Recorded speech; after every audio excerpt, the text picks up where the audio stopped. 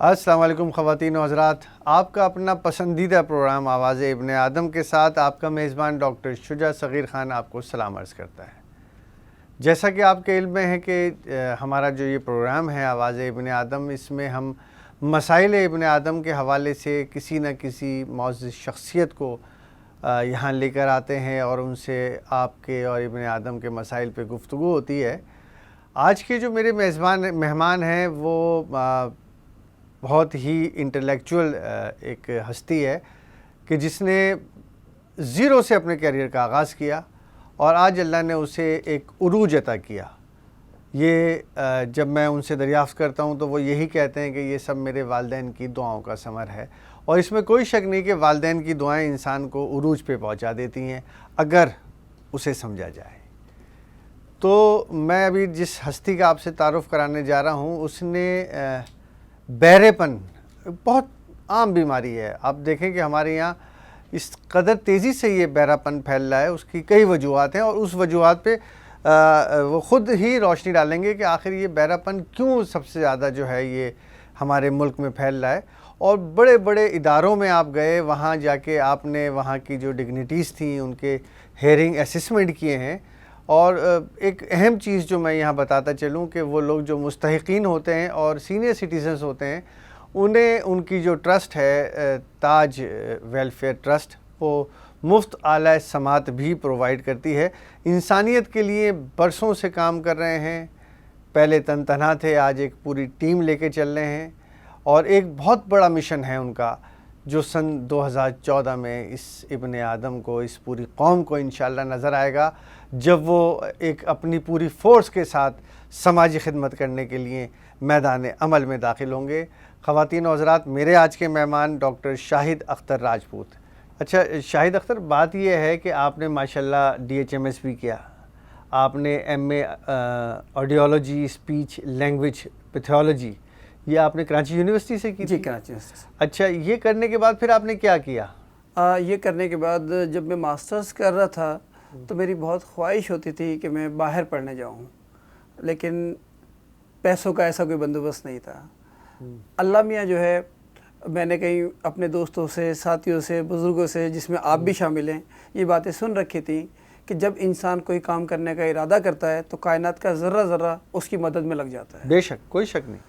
تو اللہ کا کرنا ایسا ہوا کہ 2009 میں نے ماسٹرز کیا، اور 2011 میں انگلینڈ چلا گیا برٹش کونسل کی اسکالرشپ اور امرا چیریٹی کی اسکالرشپ پہ دنیا کی جدید ٹیکنالوجی کی ری ہیب کی ٹریننگ کرنے کے لیے۔ اچھا، یہ دو بڑے اسپتال ہیں دنیا کے جہاں آپ نے ٹریننگ لی ہے، ایک میرا خیال ہے بچوں کا ہے اور ایک شاید ENT کا ہے۔ اصل میں کیونکہ ہمارا شعبہ کان سے تعلق رکھتا ہے تو وہ بچے جو پیدائشی طور پر نہیں سنتے تھے، ان کی ٹریننگ کے لیے جو میری سلیکشن ہوئی، وہ دنیا کا سب سے بڑا بچوں کا ہاسپٹل ہے لندن میں، وہاں ٹریننگ کی۔ اچھا، آپ اکیلے گئے تھے، آپ کے ساتھ کوئی اور بھی تھا؟ جی، میرے ساتھ میری ایک ساتھی نزت، یہ بھی ٹریننگ کرنے گئی تھی، اور الحمدللہ ان کو بھی برٹش کونسل کی اور امرا چیریٹی کی اسکالرشپ ملی تھی۔ اچھا، یہ جو نزت ہیں ان کا تعلق بھی تاج ویلفیئر آپ کی ٹرسٹ سے ہے؟ جی، یہ میری ٹرسٹ سے ان کا تعلق ہے۔ ہم پاکستان میں اس وقت 5 لوگ ہیں جو ایک خاص ٹریننگ کر کے آئے ہیں بیرون ملک سے، جس میں نزت تاج ویلفیئر ٹرسٹ کے ساتھ کام کرتے ہیں۔ اچھا، مثلاً کون کون ہیں وہ لوگ اور کس سبجیکٹ پہ کام کر کے آئے ہیں؟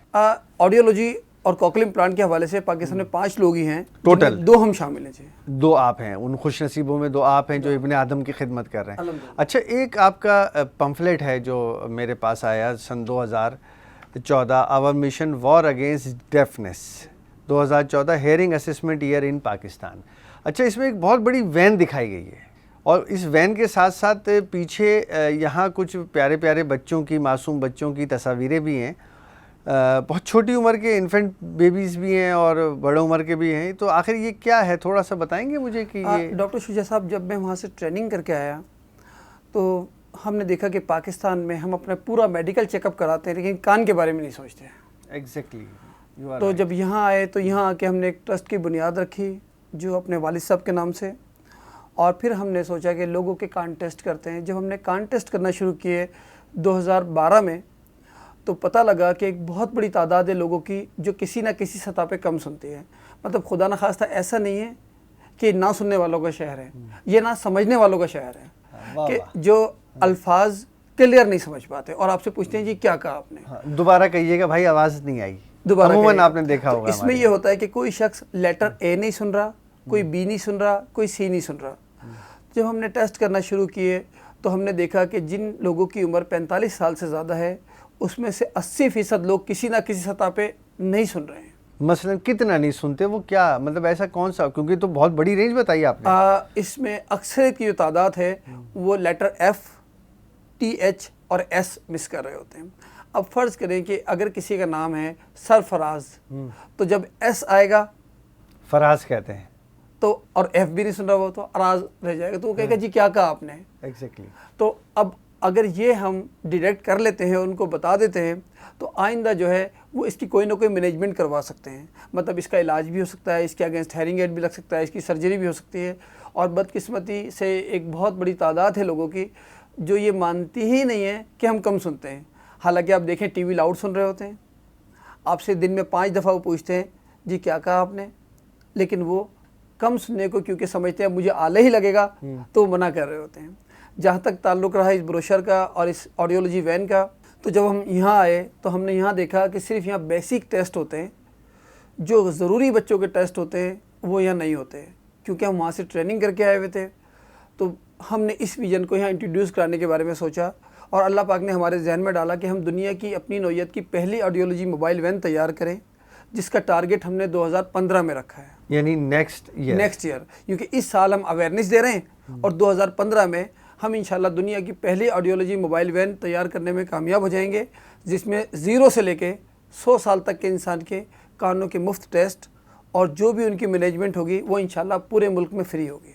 अच्छा, ये जो वैन है ये बड़ी अजीब व गरीब वैन है प्यारे भाई। शायद मैं इसको देख रहा था कि ये तो कोई इतनी आसानी से तैयार होती हुई नज़र नहीं आ रही, इस पर तो एक बहुत बड़ा बजट चाहिए। तो ये आप कैसे इसको मीट कर सकेंगे? इस पर तो मेरा ख्याल है जो वैन आप दिखा रहे हैं ये तो कई करोड़ रुपए की मेरा ख्याल है ये हो पाएगी, तो इसको कैसे मैनेज करेंगे आप? डॉक्टर शुजा, जब हमारे पास कुछ नहीं था और अल्लाह मियाँ इंग्लैंड भेज सकते हैं हमें पढ़ने के लिए, तो अल्लाह मियाँ के लिए वैन बनवाना या मदद करना। अभी जब मैं इंग्लैंड गया तो वो लास्ट मार्च में अल्लाह पाक ने सादत दी, हम उम्रा करने गए, तो हुआ ये था कि सऊदीया में एक ENT कॉन्फ्रेंस हो रही थी। तो ये इत्तेफाक भी ऐसा हुआ कि एक बच्चे को हमने मुफ्त आला लगाया, जो हमने आपको शायद बताया भी था। जी, जी। और उस बच्चे ने खाना काबा की तस्वीर के सामने दुआ की कि अल्लाह मियाँ इन दोनों को वहाँ बुला लीजिए। तो वहाँ ENT कॉन्फ्रेंस हो रही थी, वहाँ से इन्विटेशन आया, हम लोग वहाँ चले गए। वहाँ जिन लोगों से मेरी मुलाकात हुई उन्होंने कहा जी इस वैन की फंडिंग भी हम आपकी मदद करेंगे, आप बिल्कुल बेफिक्र हो जाइए। तो मेरे उम्रा करने से पहले अल्लाह पाक ने मेरी दुआ कबूल कर ली। जब मैं खाने काबा के सामने गया तो मैंने सोचा अब मुझे कुछ और भी करना चाहिए। तो वहाँ जाके ख्याल आया कि कुछ लोग व्हील चेयर पे उम्रा कर रहे थे, तो मैंने वहाँ नियत की कि अल्लाह पाक मुझे किसी काबिल कीजिएगा तो मैं हर साल 50 लोगों को मुफ्त उम्रा करवाऊँगा, जिसमें 25 माजूर होंगे और 25 उनकी व्हील चेयर चलाने वाले वो गरीब लोग होंगे जो मुफ्ती या आलिम का कोर्स कर रहे होंगे या गरीब स्टूडेंट होंगे जो उनकी व्हील चेयर चला रहे होंगे। तो ये दुआ की। ये तो बहुत बड़ा एजाज़ है कि मतलब ये ज़रूरी नहीं है कि वो तालिब इल्म या मुफ्ती हो। मैं तो कहता हूँ कि उन माजूरों की जो व्हील चेयर है उसे चलाने के लिए ये सादत तो आपको हासिल होगी तो आप भी करेंगे, मुझे हासिल होगी तो मैं भी करूँगा। ये तो एक ऐसी सादत है, मैं ये समझता हूँ कि इब्ने आदम की खिदमत करना जैसे आप कर रहे हैं और एक माजूर की, ये नहीं, ये तो मल्टीप्लाई हो रही हैं चीज़ें। असल में शुजा भाई जो मेरे जहन में थी ये बात उस वक्त वो ये थी कि जो शख्स आलिम या मुफ्ती या कोर्स कर रहा होता है तो उसकी अल्लाह में विजन खोल देता है, उसको ये पता होता है कि इंसानियत की खिदमत करने का हमें क्या अजर मिलने वाला है। अच्छा, हम जो दुनियादार किस्म के लोग हैं हम शायद इसमें वो डंडी मार लें उनकी खिदमत में, उनको उम्रा कराने में, उनको तवाफ़ कराने में, लेकिन क्योंकि वो आलिम है और वो जिस तरह होम्योपैथी की मेडिसिन के बारे में डॉक्टर शुजा जानते हैं कि वो जितना फ़ायदा कर सकती है उतना ही नुकसान भी कर सकती है, तो इसी तरह वो मुफ्ती साहब या वो आलिम जानते हैं कि अगर मैंने ज़रा सा भी इनका ख्याल नहीं किया तो अल्लाह के घर जो मैं आया हूँ इसी बुनियाद पे आया हूँ, जो मेरी जिम्मेदारी और ड्यूटी है इसमें कोताही की तो इसका नुकसान भी मुझे नहीं। काश ये आपकी बात, ये जो आपने अभी बात की, काश ये सारे लोगों ने समझ ली होती। अगर ये बात सब ने समझ ली होती, क्योंकि आप तो एक आम आदमी है ना, आप तो मेरी तरह इब्ने आदम है, आप तो ये बहुत अच्छी सोच व फिक्र है आपकी, यानी ये वो सोच व फिक्र है जो मेरे हिसाब से इसकी कोई कीमत नहीं है, ठीक है। लेकिन ये सोच उनको भी सोचनी है जिनके बारे में आपने ये सोचा है। जी सर। अगर वो ये सोच अपने अंदर डेवलप कर लेते तो आज मेरा ख्याल है हमारे माशरे की सूरत नहीं होती जो आज नज़र आ रही है। دیکھیے جو سوچ اللہ پاک نے آپ کو دی ہے، یہ اگر ہمارے ملک میں صرف میں ہی کہتا ہوں ڈاکٹر شجاع کہ آپ کے ساتھ آپ جیسی سوچ کے 50 آدمی جمع ہو جائیں 18 کروڑ میں سے، ہمارا انشاءاللہ ملک چینج ہو جائے گا۔ یہ ہمارے کسی صوبے کی منسٹروں کی بھی زیادہ تعداد ہوتی ہے، صرف 50 لوگ آپ کے ساتھ آپ کے ذہن کے مل جائیں جس طرح آپ اس ملک کے لیے سوچ رہے ہوتے ہیں، تو میں سمجھتا ہوں کہ ہماری گلیاں یقیناً ایک بہت بڑا مشن ہے، بے پناہ، یعنی میں تو جتنا آپ کو سلیوٹ کروں کہ وہ کم ہے، کیونکہ یہ ایک بہت بڑا ثواب اور اجر کا کام ہے۔ یعنی کہ ایک آدمی جو سماج سے محروم ہے اس کو آلہ لگ جائے اور وہ سننے لگے، سبحان اللہ و بحمدہ سبحان اللہ العظیم کی آواز جب اس کے کانوں میں آئے، اور جب فبأي آلاء ربكما تكذبان کوئی پڑھ رہا ہو سورہ رحمان اور اس کے کانوں میں جائے، تو کتنا آپ کو اجر عظیم اللہ عطا کرے گا جب وہ قرآن کی قرأت سنے گا، اور جب وہ چہچہاتے ہوئے ہمارے پرندوں کی چہچہاہٹ سنے گا، کیونکہ وہ تو نہیں سن رہا تھا، اسے نہیں پتا تھا، وہ دیکھ سکتا تھا، وہ بول سکتا تھا، وہ کھا سکتا تھا، لیکن سن نہیں سکتا تھا۔ اسے یہ نہیں پتا کہ اس کی کوئی اچھائی کر رہا ہے یا برائی کر رہا ہے۔ میرے علم میں ایک بات آئی تھی کہ سماج سے محروم کچھ لوگ، یعنی جس میں 10 سال 15 سال کے کم عمر بچوں سے لے کر اور 80-90 سال تک کے لوگوں کو آپ نے ہیئرنگ ایڈ دیے ہیں اور فری آف کاسٹ دیے ہیں۔ آج شجاع بھائی آپ نے بہت شاندار سوال کیا ہے۔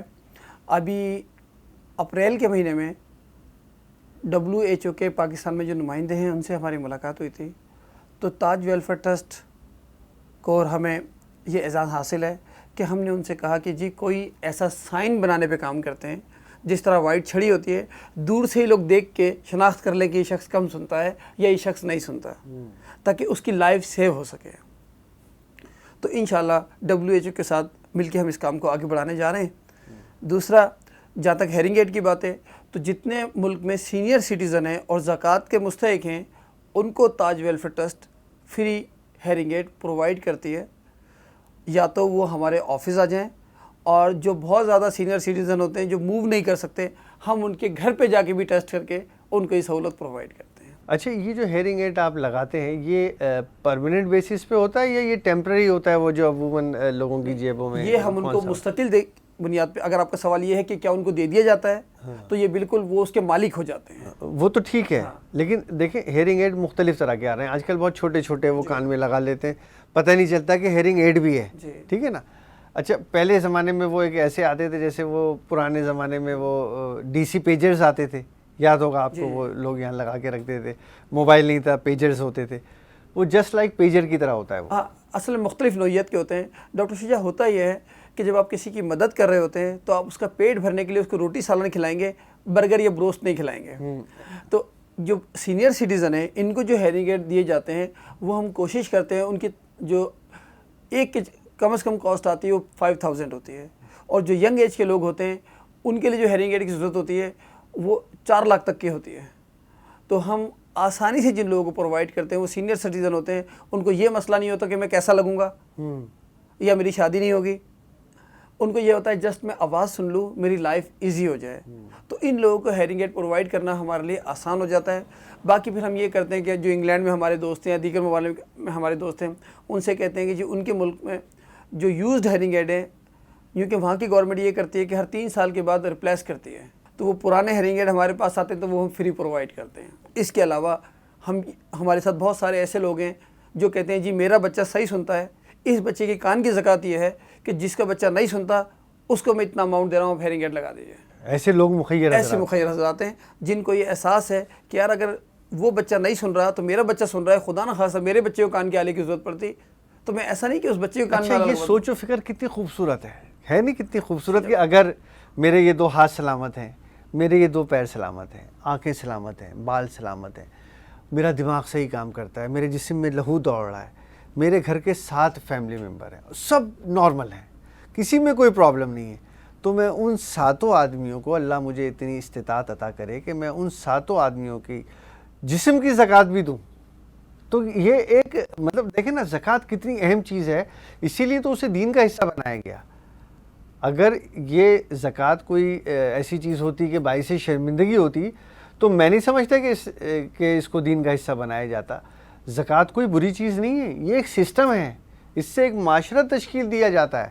ہمارے یہاں بدقسمتی یہ ہے کہ زکوٰۃ، خیرات، فطرات صحیح جسٹیفیکیشن کے ساتھ استعمال نہیں ہو رہی ہیں. دیکھیں پولیٹیکل پارٹیز کی کوئی تک نہیں ہے کہ وہ یہ تمام چیزیں لیں. پولیٹیکل پارٹیز کو ضرورت ہی نہیں ہے اس چیز کی. لیکن ہمارے یہاں محکمہ زکوٰۃ ہمیشہ گورنمنٹ کے پاس رہتا ہے. اگر آپ غور کریں جو گورنمنٹ ہوگی محکمہ زکوٰۃ کا چیف اسی گورنمنٹ کا ہوگا. وہ کیا کرتا ہے زکوٰۃ کے پیسوں سے اپنی پارٹی کی یہ سمجھ لیں کہ اس کے منشور کو آگے بڑھا رہا ہوتا ہے. شجاع بھائی آپ کی بات کو میں آگے بڑھاؤں. میں نے اکثر پلیٹ فارم پہ یہ بات کی ہے کہ اگر ہم پاکستانی قوم جو پوری دنیا میں موجود ہے ہم یہ طے کر لیں کہ اس سال زکوٰۃ سے ہم نے ہاسپٹل بنانے ہیں تو ایک سال میں دنیا کے جدید ترین ہاسپٹل آپ پاکستان میں بنا سکتے ہیں جو ایک سال کی زکوٰۃ سے پورے پاکستان میں، جہاں ہمیں کسی اور ہاسپٹل کی ضرورت نہیں ہوگی. اگلے سال ہم ڈیسائیڈ کرتے ہیں کہ اگلے سال ہم نے انڈسٹریز لگانی ہے زکوٰۃ کے پیسے سے، تو الحمدللہ یہ پاکستانی قوم، میں اور آپ، ہم اتنا پیسہ دیتے ہیں کہ اگلے سال کوئی شخص بے روزگار نہ ہو. اس کے بعد اگلے سال ہم کہیں جی ہم نے زکوٰۃ کے پیسے سے سڑکیں بنانی ہیں، تو الحمدللہ ہم اپنے اس 5 سال کے پروجیکٹ سے پاکستان کو بدل سکتے ہیں. لیکن ہم اپنے آپ کو بنانے کی کوشش کرتے ہیں، اس پیسے سے اپنے ملک کو بنانے کی کوشش نہیں. اصل میں نظام دیکھیں، بات یہ نہیں بنا سکتے ہیں، سوچ و فکر ہے آپ کے پاس، بنا سکتے ہیں. ایسا نہیں ہے کہ کوئی کام بھی امپاسبل ہے، ایسا نہیں ہے. آپ خلفۂ راشدین کی زندگی گزار کے دیکھ لیں. ایک عام آدمی ان سے سوال کر لیتا تھا، اے خلیفہ وقت، یہ جو چادر کی جو آپ نے اوڑھی ہوئی ہے، یہ جو آپ نے قمیض اوڑھی ہوئی ہے، آپ کا تو ہائٹ اتنی ہے اور یہ اتنا بڑا، یہ آپ نے بیت المال سے زیادہ کپڑا کیسے لے لیا؟ ایک عام آدمی سوال کر رہا ہے اور آپ کے صاحبزادے کھڑے ہو کے اس کی جسٹیفیکیشن دے رہے ہیں کہ میں نے اپنے حصے کا اپنے والد کو دیا تھا. آج آپ پوچھ کے تو دکھائیں کسی سے، شجاع بھائی یہ 200 ارب ڈالر بینک میں پڑے ہوئے تمہارے سوئس بینک میں، یہ کس مت کے ہیں، ذرا پاکستان تو لے آؤ. وہ ہو ایک بھوچال آ جائے گا، ایک نئی سمت کی طرف سیاست چلی جائے گی. پیسے نہیں آئیں گے، لوگ مر جائیں گے. اس کے بھیٹ لوگوں کو چڑھا دیا جائے گا، کہیں دھماکہ کرا دیا جائے گا، کسی کو مروا دیا جائے گا. کیونکہ جب وہ چیز بوسٹ اپ ہوتی ہے نا، جب لوگ شور کرتے ہیں، میڈیا شور کرتا ہے کہ جی جو پیسہ سوئس بینک میں پڑا ہے وہ لے آؤ، جیسی وہ لانے کی بات ہوتی ہے کوئی نہ کوئی مس ہیپ ہو جاتا ہے. آپ یہ غور کیجیے گا. شجاع بھائی میں آپ کے پروگرام میں آج ایک ایسی بات کرنے جا رہا ہوں کہ اگر یہ قوم، اس قوم کے لیڈر اس بارے میں کوئی فیصلہ لے لیں، میری بات غلط بھی ہو سکتی ہے لیکن جو میری بات اس سے اتفاق کریں، اگر وہ کوئی فیصلہ لے لیں تو آپ یقین کریں 30 دن کے اندر اس ملک کی تقدیر بدل سکتی ہے. پہلی بات یہ، اگر ہم چاہتے ہیں کہ بجلی کا نظام بہتر ہو تو جو KEC کا منسٹر عابد شیر علی صاحب یہ کہیں کہ جی آج کے بعد میرے گھر میں بجلی پوری اس وقت استعمال ہوگی جب اس ملک میں ہوگی، ورنہ جنریٹر استعمال نہیں کروں گا. جتنی لائٹ لوڈ شیڈنگ ہو رہی ہے میرے گھر میں بھی اتنی ہوگی، میرے گھر میں کوئی جنریٹر نہیں چلے گا. جو پانی کا منسٹر ہے وہ کہے گا کہ جی میں منرل واٹر استعمال نہیں کروں گا، جو عام پبلک پیتی ہے وہ استعمال کروں گا. جو صحت کا منسٹر ہے وہ کہے گا جی میرے کوئی بچے گورنمنٹ ہاسپٹل کے علاوہ کسی اور ہاسپٹل میں علاج کروانے نہیں جائیں گے. تعلیم کا وزیر یہ کہے گا کہ میرے بچے سرکاری پیلے اسکول میں پڑھیں گے. نہیں، اصل میں بات یہ کہ یہ جو بات آپ کہہ رہے ہیں نا، یہ ابن آدم 20 سال سے لکھ رہا ہے. اچھا شاید ابھی ہماری آپ کی گفتگو ہو رہی تھی کہ آپ نے ہیئرنگ ایڈ پرووائڈ کی ہے. اس میں آپ کے جو ہے جو مجھے بکلیٹ ملا تھا اس میں 500 کے قریب ہے، لیکن جہاں تک میرا تجربہ یہ کہتا ہے کہ آپ 500 پہ ٹھہرنے والے تو نہیں ہیں، جو آپ کے عزائم ہیں. الحمدللہ وہ جب بروشر پرنٹ ہو رہا تھا تو اس وقت 500 زیادہ تھی، اور ہم جو ہے تقریباً مہینے میں 20 سے 25 ہیئرنگ ایڈ لوگوں کو پرووائڈ کر رہے ہیں. لیکن الحمدللہ سینئر سٹیزن کے لیے ہمارے پاس ہیئرنگ ایڈ کی تعداد بہت ہے اور ہم ایک بہت بڑی تعداد کو آرام سے دے سکتے ہیں. بس اس میں یہ ہے کہ جو سینئر سٹیزن کے علاوہ مختلف ایج گروپ کے لوگ ہیں، کیونکہ ان کو کاسمیٹکلی بھی تھوڑا سا ایسا ہیئرنگ ایڈ چاہیے ہوتا ہے جو تھوڑا سا لگا کے اچھا لگے، تو اس میں ہمیں پرابلم آ رہی ہے.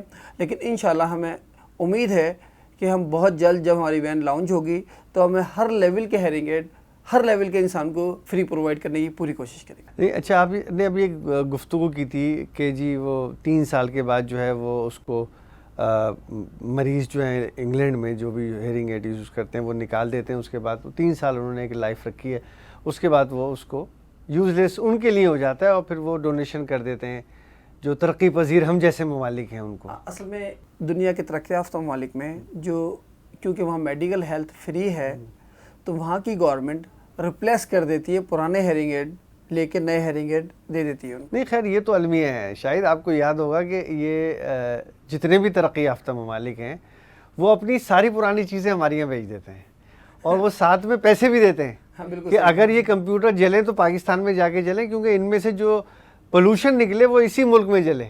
بالکل صحیح. وہ اپنے ملک میں پولوشن پھیلانا بھی نہیں چاہتے میرے بھائی. بالکل صحیح. وہ سوچ و فکر وہاں کی کچھ اور ہے اور ہماری کچھ اور ہے. ہم ہنسی خوشی لے کے آتے ہیں کنٹینر بھر کے, وہ تجارت ہو رہی ہے صاحب. بڑے کمپیوٹر آپ نے دیکھی ہوگی مارکیٹ بھری پڑی ہوئی ہے. وہ آتے ہیں صاحب, وہ لیپ ٹاپ بھی آ رہے ہیں 5,000 کا اور لے آئے یہاں 10,000 کا بیچ دیا. بڑی آسانی سے آپ دیکھیں یہ کام ہو رہا ہے. اور وہ اپنے جتنے بھی ان کی جو ایسی چیزیں ہیں جو وہ سمجھتے ہیں کہ اب 3 سال ہو گئے, اب ان کی ایج ختم ہو گئی ہے, تو وہ اٹھا کے ہم جیسے جو ترقی پذیر ممالک ہیں وہاں بھیج دیتے ہیں. ہمارا تاجر بہت خوش ہوتا ہے. تاجر کیا ہے, وہ کباڑیا ہے. وہ بڑا خوش ہوتا ہے کہ یار میں نے 2 روپے کا خریدا ہے 20 روپے کا بک جائے گا. لیکن وہ جو کام وہ یہاں سے وہ ضروری چیزیں اس میں سے نکالنے کے بعد جب وہ اس پلاسٹک کو جلاتے ہیں نا, شاید آپ نے وہ منظر نہیں دیکھا, میں نے دیکھا ہے اس کراچی میں. اب وہ ان کے لیے وہ دھواں زہر قاتل ہے, لیکن قوم کو کون سمجھائے. اصل میں شجاع بھائی ان چیزوں سے ہم انکار نہیں کر سکتے. دیکھیے آپ کی بات, آپ کا احساس اپنی جگہ ٹھیک ہے, لیکن اس سے جو فائدہ ہوا وہ یہ ہوا کہ اب ہمارے چاہے گھر پکے نہ ہوں لیکن کمپیوٹر آپ کو مل جائے گا. اب ہم ہیرنگ ایڈ کی طرف آتے ہیں. ہمارے یہاں جو ہم نے ہیرنگ ایڈ لوگوں کو پرووائڈ کیے, تو آپ یقین کریں ایسے ایسے لوگ ہیں جن کے پاس اس کا سیل خریدنے کے پیسے نہیں ہوتے. تو وہاں سے جو ہیرنگ ایڈ اور کتنی جستجو کرنی پڑتی ہے ہم لوگوں کو وہ حاصل کرنے کے لیے اپنے دوستوں کے ذریعے, اس لیے کہ جو عیسائی کمیونٹی ہے وہ دوسرے ملکوں میں جہاں وہ اپنی مشینری چلا رہے ہیں وہ وہاں لے جا کے لوگوں کو پرووائڈ کر رہے ہوتے ہیں, بلکہ ان غریب مسلمان ملکوں میں بھی لے جا کے پرووائڈ کر رہے ہوتے ہیں جہاں وہ عیسائیت کے لیے بہت زیادہ زور و شور سے کام کر رہے ہیں. تو یہ ہیرنگ ایڈ بھی جو ہمیں ملتے ہیں اس میں ہمیں بہت محنت کرنی پڑتی ہے, اور وہاں سے لا کے ان کو اس قابل کچھ ایسے ان میں ایسیسریز ڈال کے اس قابل بنانا پڑتا ہے کہ ہم لوگوں کو دے سکیں. اس پہ بھی ہمارا تقریباً 400 سے 500 روپے ایک ہیرنگ ایڈ کو اس قابل بنانے پہ خرچہ آتا ہے جب ان کو دیتے ہیں. تو الحمدللہ جب تک آپ جیسے دوست اور ہمارے دیگر لوگ ہمارے ساتھ تعاون کرتے رہیں گے, ہم انشاءاللہ اس ملک میں ہماری خواہش یہ ہے کہ اللہ نے جب ہمیں اس قابل کیا ہے تو کوئی ایک شخص بھی اگر پاکستان میں کم سننے والا ہوگا تو ڈاکٹر شاہد کی ذمہ داری ہے, ڈاکٹر شجاع کی ذمہ داری ہے, ڈاکٹر نصرت کی ذمہ داری ہے.